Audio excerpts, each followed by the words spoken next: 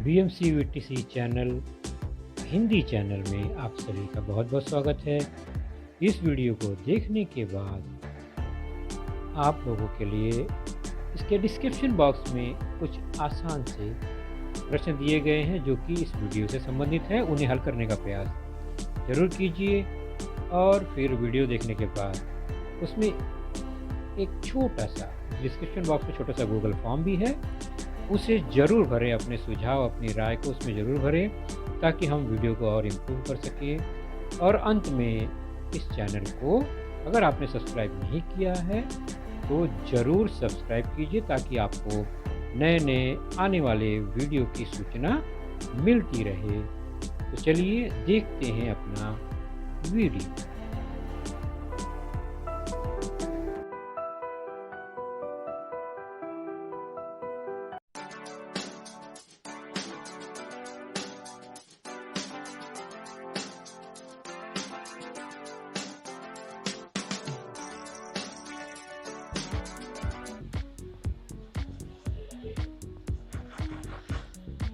कक्षा सातवीं कक्षा में हमारा आज का विषय है सामान्य विज्ञान। और सामान्य विज्ञान विषय में हमारा आज का जो लेसन है वह है lesson number 17 effects of light, जिसका भाग दूसरा आज हम जानेंगे समझेंगे।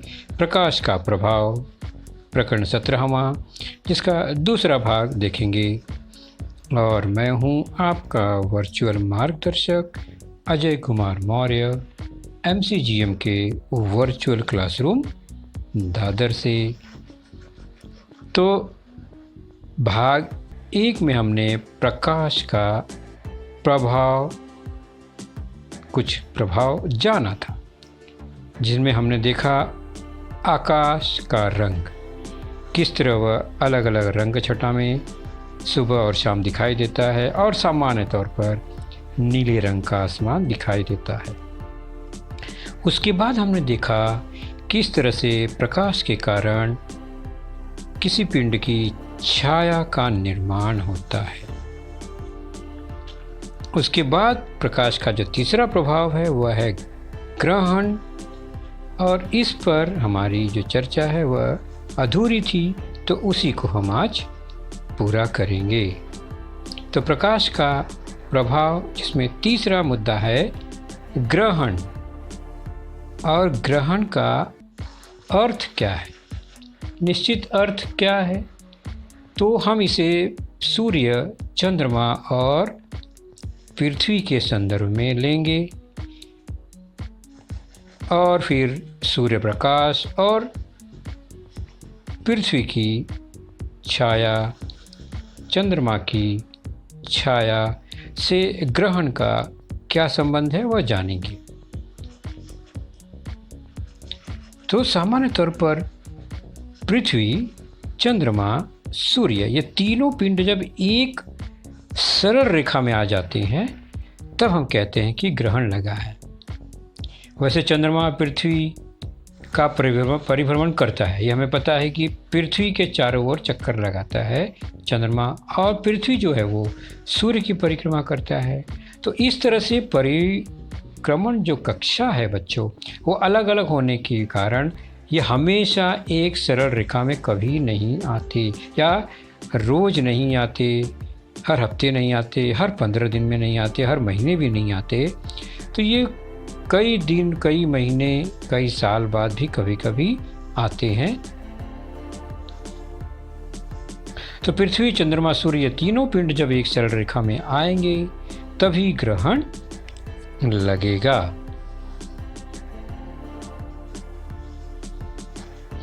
तो जैसा कि हम देख रहे हैं, ये तीन महत्वपूर्ण आकाशीय पिंड, एक तो चंद्रमा और एक सूर्य, और पृथ्वी पर तो हम रहते ही हैं। तो ये तीनों एक सरल रेखा में जब आएंगे तभी ग्रहण लगेगा। तो ये रहा ग्रहण का एक सामान्य अर्थ। तो चंद्रमा जो है पृथ्वी की परिक्रमा करता है और पृथ्वी सूर्य की परिक्रमा करता है।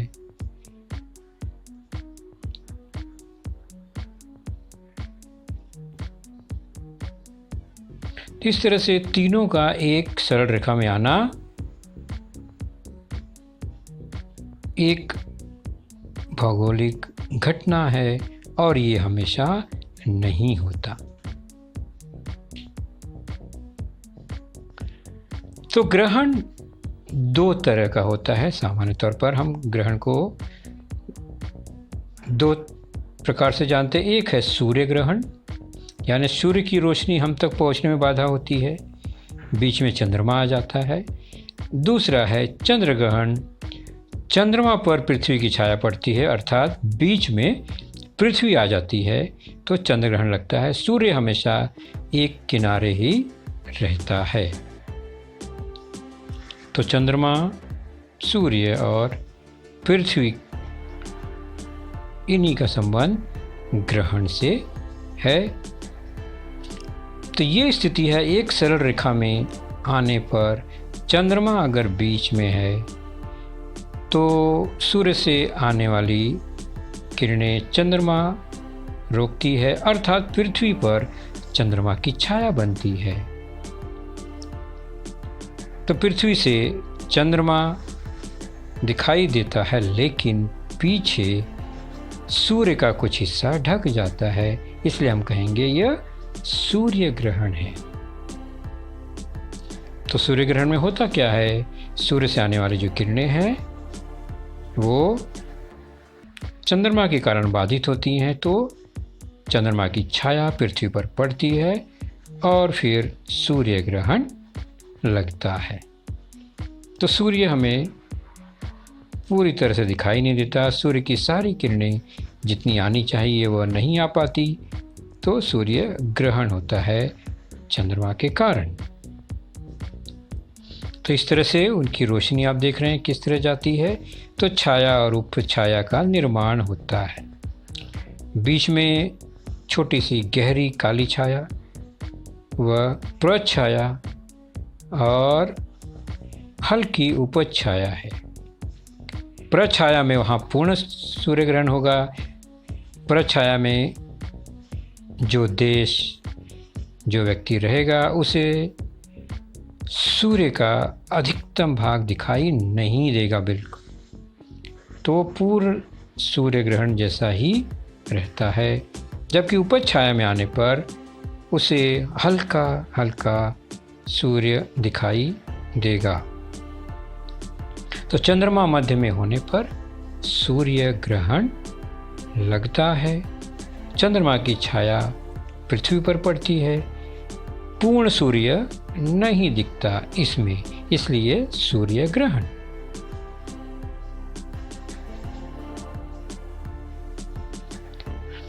तो सबसे मुख्य बात, कैसे पता करेंगे ग्रहण कौन सा है? चंद्रमा बीच में है तो सूर्य ग्रहण लगेगा। जब भी ग्रहण का समय है और बीच में चंद्रमा है तो सूर्य ग्रहण लगेगा। तीनों एक रेखा में, बीच में चंद्रमा। और ग्रहण लगता क्यों है? तो चंद्रमा की छाया पृथ्वी पर पड़ती है तो सूर्य ग्रहण लगता है। यह कोई दैवीय प्रकोप, अपशकुन की बात नहीं है, यह एक सामान्य भौगोलिक घटना है। सूर्य ग्रहण केवल अमावस्या के दिन ही लगता है, सीधी सी बात है, क्योंकि वह पृथ्वी के सामने होता है, सूर्य बीच में होता है, तो चंद्रमा का काला हिस्सा यानी छाया युक्त डार्क पोर्शन ही पृथ्वी से दिखाई देता है। और यह अमावस्या के दिन ही संभव है, क्योंकि पूर्णिमा के दिन तो चांद दूसरी ओर होगा, तभी हमें वह पूरा गोल दिखाई देता है चमकते हुए। तो चंद्रमा का प्रकाशित भाग सूर्य की ओर है, पृथ्वी की तरफ अंधेरा वाला भाग है, यानी अमावस्या का दिन ही होगा। अमावस्या के दिन ही सूर्य ग्रहण लगेगा, जब भी लगेगा। लेकिन हर अमावस्या को वह एक सीधी रेखा में नहीं होता, ये ध्यान रखेंगे। अगला है, जब यह एक दूसरा दृश्य था सूर्य ग्रहण का, किस तरह से चंद्रमा सूर्य को ढक लेता है। यहाँ देख रहे हैं, बीच में आने पर चंद्रमा ठीक सूर्य के सामने आ जाता है, तो सूर्य ढक जाता है, सूर्य ग्रहण होता है। तो ग्रहण में हमने सूर्य ग्रहण देखा। दूसरा है चंद्र ग्रहण। इसमें क्या होगा?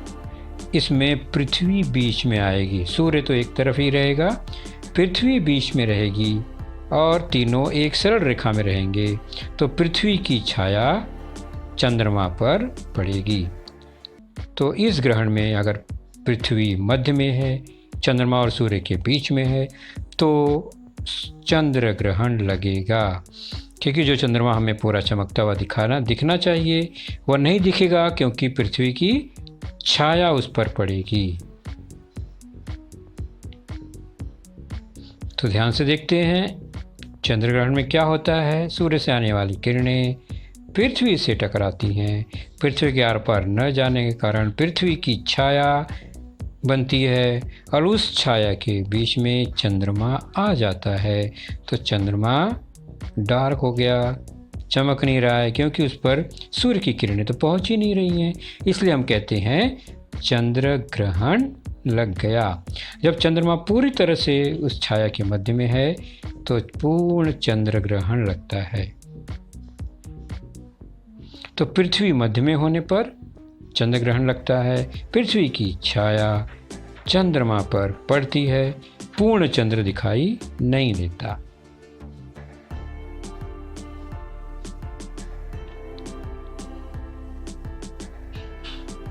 और एक उदाहरण देखते हैं। सूर्य, पृथ्वी, चंद्रमा की स्थिति।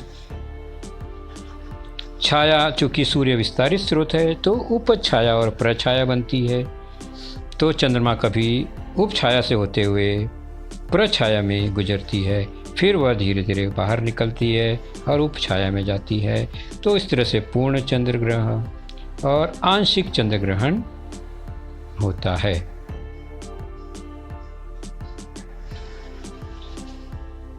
तो हम देख रहे हैं सूर्य, पृथ्वी और चंद्रमा की स्थिति।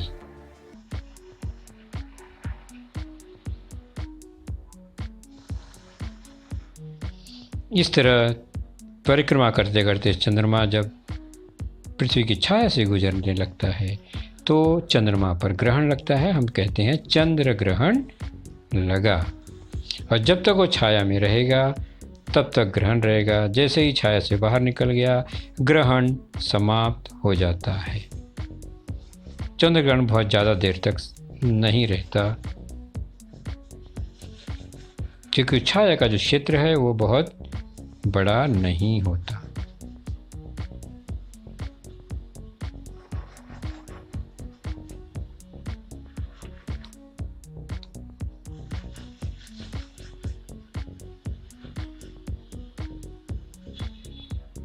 तो इस तरह से प्रछाया, उपछाया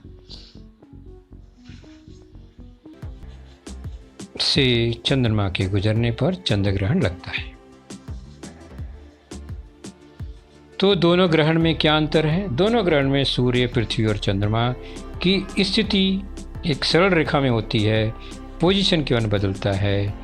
पृथ्वी बीच में है तो पृथ्वी की छाया चांद पर, चंद्रमा पर पड़ेगी तो चंद्र ग्रहण लगेगा। और यहाँ पर भी सूर्य, पृथ्वी और चंद्रमा की स्थिति सरल रेखा में है, लेकिन चंद्रमा बीच में है तो चंद्रमा की छाया पृथ्वी पर आएगी। इस स्थिति में सूर्य ग्रहण लगता है। चंद्र ग्रहण हमेशा पूर्णिमा को लगेगा और सूर्य ग्रहण हमेशा अमावस्या को ही लगेगा।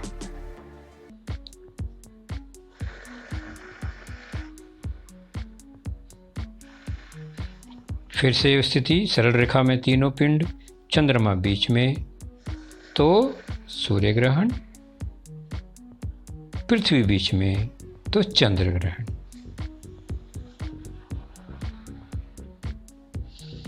तो सूर्य ग्रहण से संबंधित कुछ बातें हैं, देख लेते हैं उसे हम।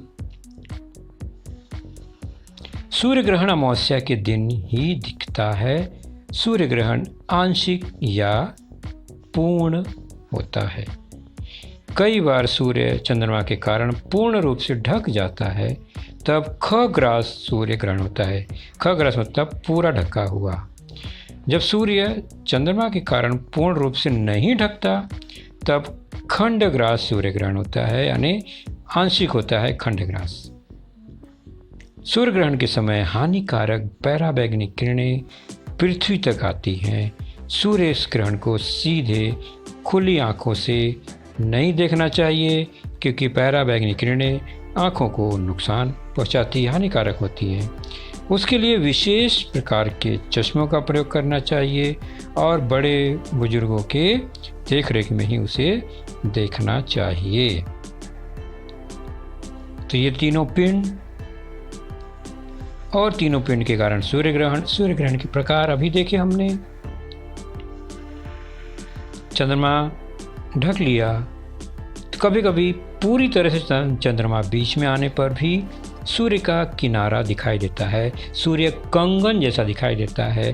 तो ये है कंकणाकृत सूर्य ग्रहण, कंगन के आकार का। कंगन के आकार का मतलब बीच में काला हिस्सा जो है वो चांद है, चारों तरफ सूर्य की चमक दिखाई देती है। दूसरा है अगर पूरी तरह से नहीं ढका है तो आंशिक सूर्य ग्रहण, इसे हम खंडग्रास सूर्य ग्रहण कहते हैं। उसी प्रकार थोड़ा सा ढका है तो भी खंडग्रास सूर्य ग्रहण है। और कभी विशेष परिस्थिति में चंद्रमा पूरी तरह से सूर्य को ढक लेता है, अर्थात चंद्रमा पृथ्वी के करीब रहता है थोड़ा, तो चंद्रमा बड़ा दिखता है, सूर्य पीछे ढक जाता है। तो यह खग्रास सूर्य ग्रहण है, पूर्ण सूर्य ग्रहण है। ठीक उसी प्रकार चंद्र ग्रहण के बारे में थोड़ी जानकारी लेते हैं। चंद्र ग्रहण केवल पूर्णिमा को ही दिखता है, ये हमने जाना, क्योंकि वो परिस्थिति ऐसी स्थिति है।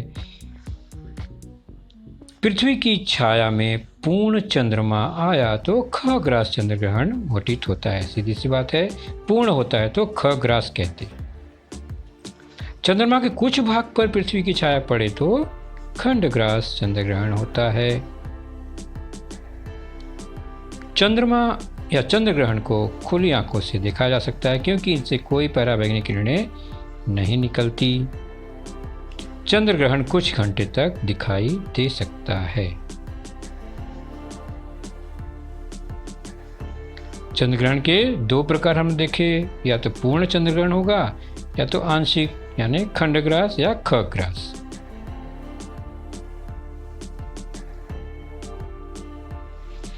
जब चंद्रमा पूरी तरह से पृथ्वी की छाया में आ जाए, बिल्कुल न दिखाई दे, तो खग्रास चंद्र ग्रहण होगा। तो पृथ्वी की छाया में पूर्ण चंद्रमा आ गया तो खग्रास चंद्र ग्रहण घटित होता है। और दूसरी परिस्थिति यह है कि पृथ्वी की छाया के किनारे से ही चंद्रमा निकल जाए, पूरी छाया चंद्रमा पर न पड़े, चांद थोड़ा दिखाई दे और ग्रहण भी लगा हो, तो यह खंडग्रास चंद्र ग्रहण होता है।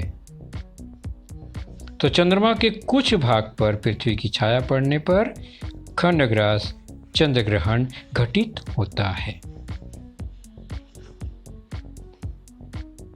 अब चलते हैं, हमने जो कुछ जानकारियां ली बच्चों, उससे संबंधित सिंपल सा स्वाध्याय है, खाली जगह भरना है और उनमें ये 5 शब्द हैं, इन्हीं में से चुनकर हमें रिक्त स्थानों की पूर्ति करनी है। पहला रिक्त स्थान है, सभी पढ़ लेते हैं और फिर कौन सा शब्द उचित होगा उसे हम खोजेंगे। रात के समय गाड़ी के दीपों का प्रकाश पुंज वस्तु पर पड़ने से खाली जगह है और फिर खाली जगह छाया देखी जा सकती है। चंद्र ग्रहण के समय खाली जगह है की छाया पर पड़ती है। ध्यान से सोचिए, चंद्र ग्रहण के समय किसकी छाया किस पर पड़ती है। सूर्य ग्रहण के समय खाली जगह है, फिर की छाया फिर खाली जगह पर पड़ती है। तो सोचिए सूर्य ग्रहण के समय किसकी छाया किस पर पड़ती है। अगला है सूर्योदय व सूर्यास्त के समय के कारण आकाश में क्या होता है, विभिन्न रंगत दिखाई देती है। ये हमने पहले भाग में देखा था। चलिए शुरू करते हैं। पहला रात के समय गाड़ी के दीपों का प्रकाश पुंज, तो बड़ी लाइट है तो इसका मतलब उसके कारण क्या क्या बनेगा, उसके कारण प्रछाया और उपछाया देखी जा सकती है। तो दोनों प्रकार की छाया मिलती है दीप स्तंभ के कारण, गाड़ी के हेडलाइट के कारण। दूसरा है चंद्र ग्रहण के समय पृथ्वी की छाया किस पर पड़ती है, चंद्रमा पर। Very good. और सूर्य ग्रहण के समय चंद्रमा की छाया पृथ्वी पर पड़ती है। बिल्कुल सही। तो चंद्रमा की छाया पृथ्वी पर पड़ती है। अब सूर्योदय और सूर्यास्त के समय जो प्रकाश है उसका बिखराव होता है, बिखरता है, रंग छटा दिखाई देती है प्रकाश की रंगों के किरणों के बिखरने के कारण, जिसे हम कहते हैं स्कैटरिंग अर्थात प्रकिरणन। तो सूर्योदय व सूर्यास्त के समय प्रकिरणन के कारण आकाश में विभिन्न रंगत दिखाई देती है। तो बच्चों आपने देखा आज का लेसन, उसके प्रमुख मुद्दों को ध्यान से बार बार दोबारा देखकर समझने का प्रयास कीजिए, क्योंकि एक बार देखने पर किसी को भी वो पूरा मुद्दा समझ में नहीं आता। तो जैसे ही हम 2 बार 3 बार देखेंगे तो हमें वह समझ में आने लगेगा। और इसके आगे की जानकारी जो होगी बच्चों वह निश्चित ही हमारे अगले वीडियो में होगी। तो उस वीडियो को देखने के लिए, उसकी सूचना प्राप्त करने के लिए जो नीचे सब्सक्राइब का बटन होता है उसे ज़रूर प्रेस कीजिए और नोटिफिकेशन ऑन रखिए, ताकि जैसे ही हमारा लेसन चैनल पर डाला जाएगा आपको वह तुरंत प्राप्त होगा। तो अपना ख्याल रखिए, सुरक्षित रहिए। Thank you.